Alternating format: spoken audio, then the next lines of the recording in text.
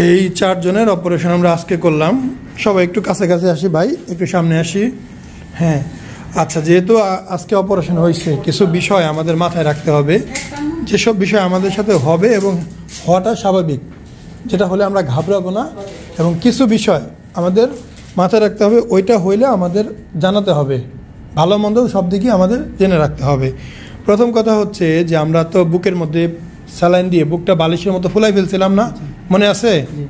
আচ্ছা, সেই স্যালাইনের অংশ বিশেষ এখনও বডিতে আছে, যার কারণে বুকে পানি পানি পানি পানি ভাব, একটু ফোলা ফোলা ভাব আছে। এই যে দেখেন বের হয়েছে, এই পানিটা কিন্তু বের হবে। হ্যাঁ, এই যে এটাও বের হয়েছে, সবার বের হচ্ছে ভাই, বের হচ্ছে দেখি, কম বের হচ্ছে, বের হবে যতটুকু আছে। এই পানিটা 2 পাশ দিয়ে বেরোতে হবে, বা 1 পাশ দিয়ে বেরোতে পারে, বেশি বেরোতে পারে, কম বের হতে পারে, যার যেমন আছে তেমন বেরোবে। কেন বেশি বেরোলো কম বেরোলো এগুলো কোনো বিষয় না। পানি যদি এখান দিয়ে পুরোটা না বেরোতে পারে, পেশাবের সাথে বের হয়ে ক্লিয়ার হয়ে যাবে। আমার কথা বুঝতে পারছো? আচ্ছা, সরি, কোনোভাবেই বুকে হাত দিয়ে চাপ দেওয়া যাবে না, টিপ দেওয়া যাবে না, মোছড়া করা যাবে না, হাত উপরে তোলা যাবে না। কি বললাম? হাত দিয়ে চাপা যাবে না, মোছড়া করা যাবে না, বুকে হাত উপরে তোলা যাবে না। ক্লিয়ার? বডি যেমন মনে হোক, ফোলা টোলা যা মনে হোক থাকবে না, চলে যাবে। আচ্ছা, এই যে পানিগুলো যখন এই পর্যন্ত ভরে যাবে, যে কোনো একটা মুখ টান দিয়ে ছিদ্র করে ফালাইয়া এইভাবে গিড্ডা থুয়ে দিবে, পারবে না? বাস, এই এতটুকু ভরলে। এখন অনেকের প্রশ্ন হতে পারে যে কারো দেখবে পানি খুবই কম আসছে, তাহলে সে টেনশনে পড়ে যেতে পারে যে ভাই আমার কম আসলো কেন? আমরা তো পানি বের করে ফেলছি, মেশিনের ওই যে মেশিনের যে লাল অংশটা, এটা আপনাদের পানিটা, তার মানে পানি বের হওয়া। এখন সামান্য যা আছে ওটাই বের হবে।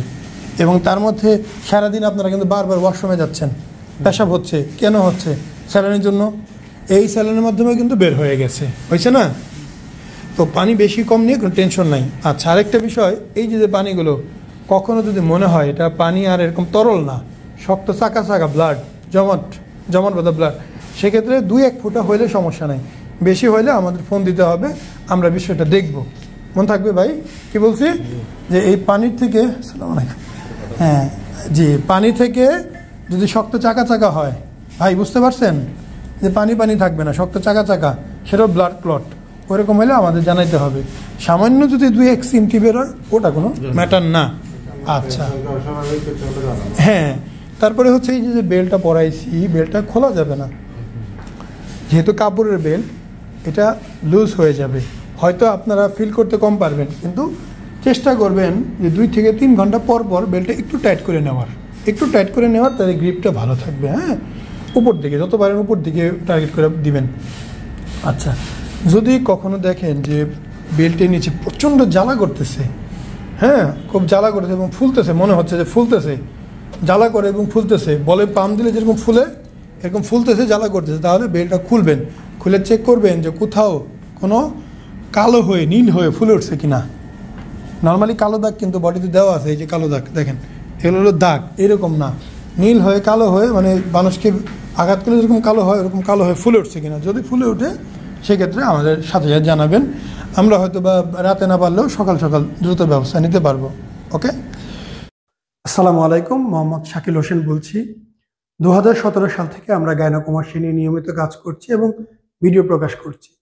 এই চ্যানেলে যারা নতুন এসেছেন, আপনাদের কাছে অনুরোধ থাকবে আমাদের এই চ্যানেলটি আপনারা ভালোবাসা দিবেন এবং সাবস্ক্রাইব করবেন। এবং যারা অলরেডি সাবস্ক্রাইব করেছেন তাদেরকে অসংখ্য ধন্যবাদ। আপনারা কমেন্টের মাধ্যমে আপনাদের মতামত জানাবেন। ধন্যবাদ।